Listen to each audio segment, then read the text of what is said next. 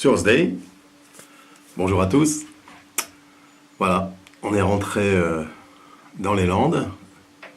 Et donc, comme promis, je vais vous faire un petit film sur votre village après avoir vu Bastaine. Vous allez découvrir, pas découvrir, vous allez voir des images de ce que vous connaissez bien de votre entourage. Et puis j'espère pouvoir aider le village à progresser encore. J'ai des idées. On va essayer de développer tout ça. Voilà. En attendant, place à la présentation de Chris. À tout à l'heure. Voilà, Chris Econ de l'ONG Camborea. Alors, le village s'appelle Plong. Nous sommes dans la région de Siem Reap. Voilà, donc Chris va nous présenter une des choses les plus importantes peut-être de l'organisation, c'est les puits. Alors, pourquoi faire des puits au Cambodge? Tout simplement parce que énormément de gens n'ont pas accès à l'eau potable dans le pays. Et donc, c'est quelque chose de crucial pour les populations. Alors, nous, on est parti sur une optique un peu différente de la majorité des ONG qui donnent des puits tout simples, sans se soucier trop de l'eau qu'ils donnent.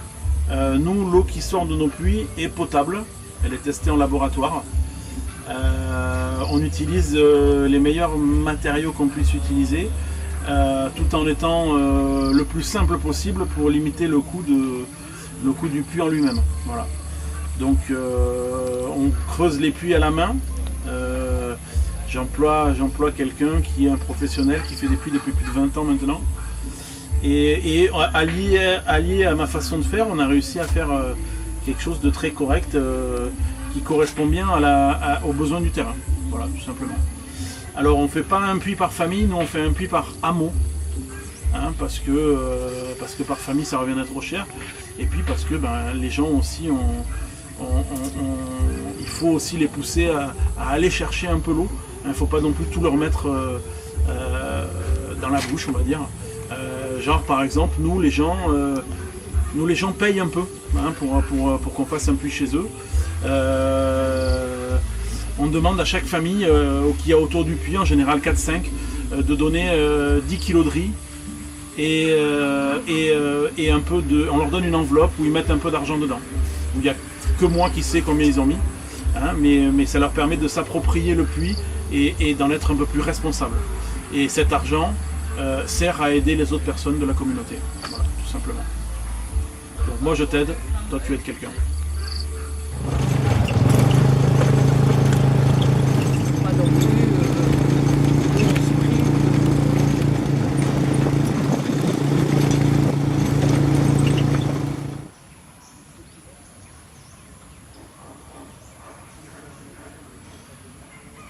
Et voilà la pagode du village.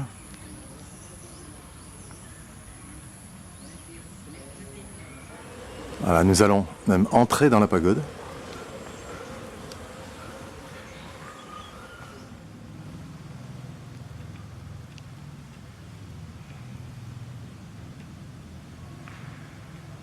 Voilà, l'intérieur très coloré, qui raconte certainement toute la vie de Bouddha. C'est vraiment très très beau. Alors c'est un cochon sacré qui est élevé par les moines, donc il ne mourra, qui ne passera pas à la casserole. Et pour un cochon sacré, c'est un sacré cochon.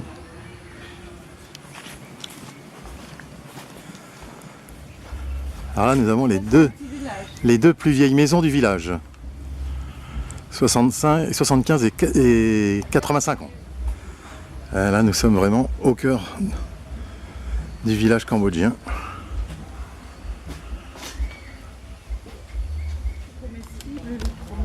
Pour les cochons.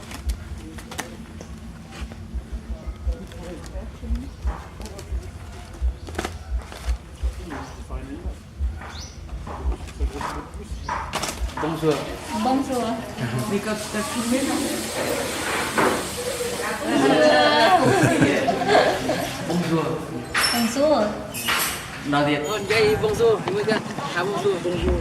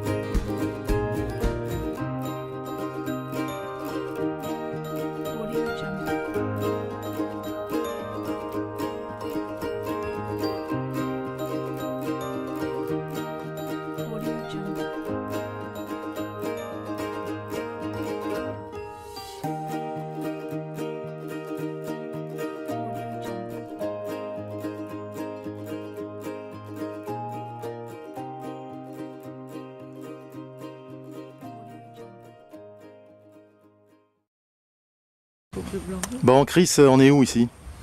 Ben là, on est sur notre, alors, ce qu'on peut appeler un jardin communautaire. Je ne sais pas comment on peut vraiment appeler ça. Jardin participatif, éducatif. C'est un gros projet qu'on a lancé il y a quelques années, ouais, 1 an et demi. La première année qui a été en latence parce que j'ai pas eu le temps d'en occuper et les gens à qui je l'ai confié n'avaient pas vraiment les compétences, les locaux. Et maintenant, au jour d'aujourd'hui, on a un volontaire qui est arrivé il y a quelques mois pour nous aider. Qui est là-bas. Qui est Ellie. Qui est Ellie et qui a pris tout ça en main. Alors je lui laisse carte blanche. Pour expliquer.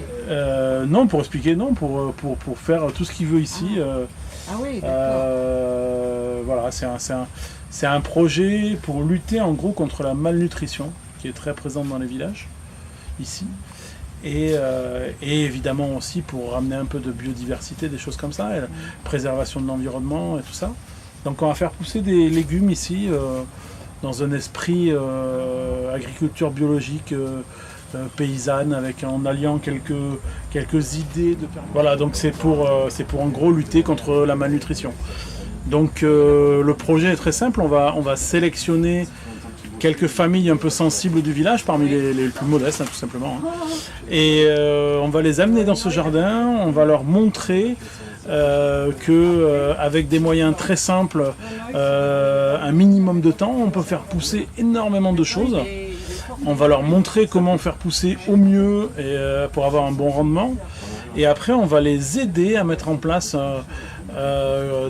un petit jardin chez eux pour les rendre autosuffisants quelque part, en leur fournissant un coup de main et dans l'avenir des graines évidemment.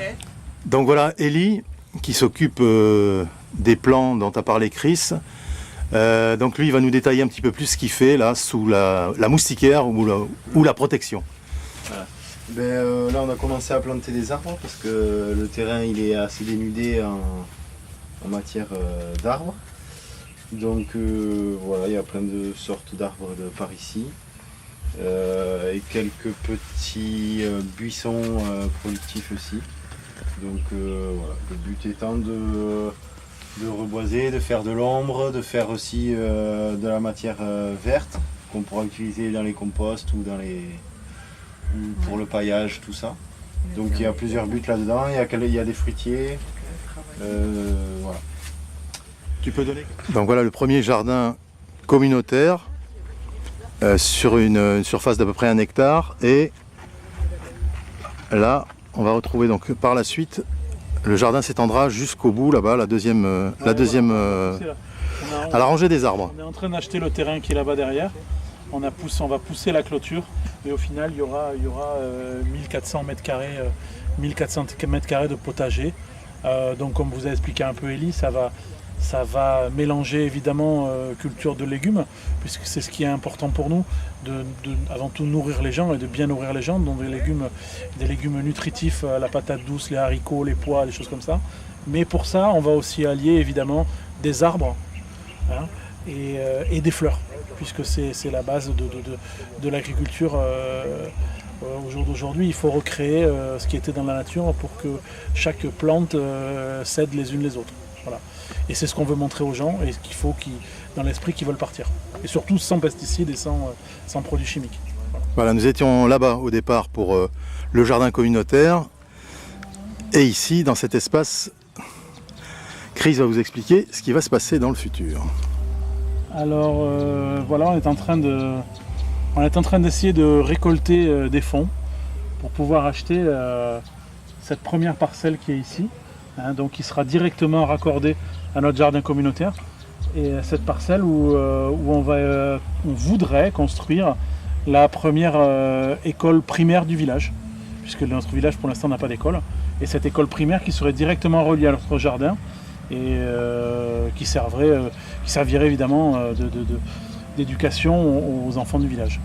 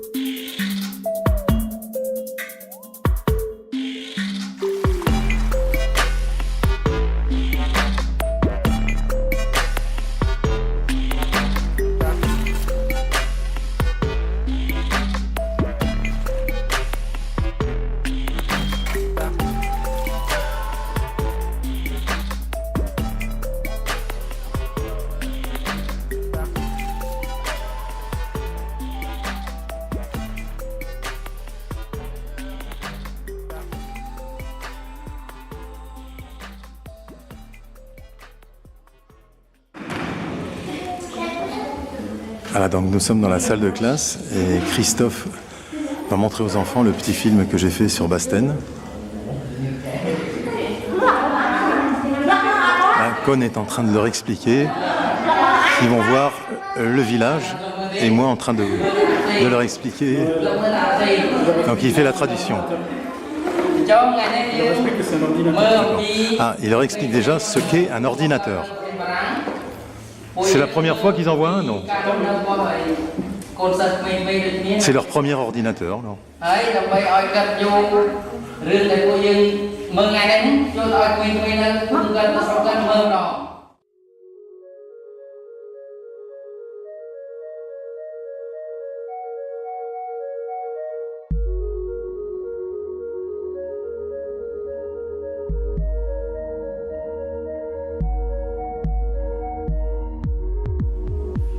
Voilà, vous avez vu le village, le centre de développement des femmes avec leurs différents ateliers, tissage, coiffure et autres, les enfants, et surtout le projet superbe de Chris qu'il veut mettre en place. Alors maintenant, à nous de les aider. Ok. À bientôt.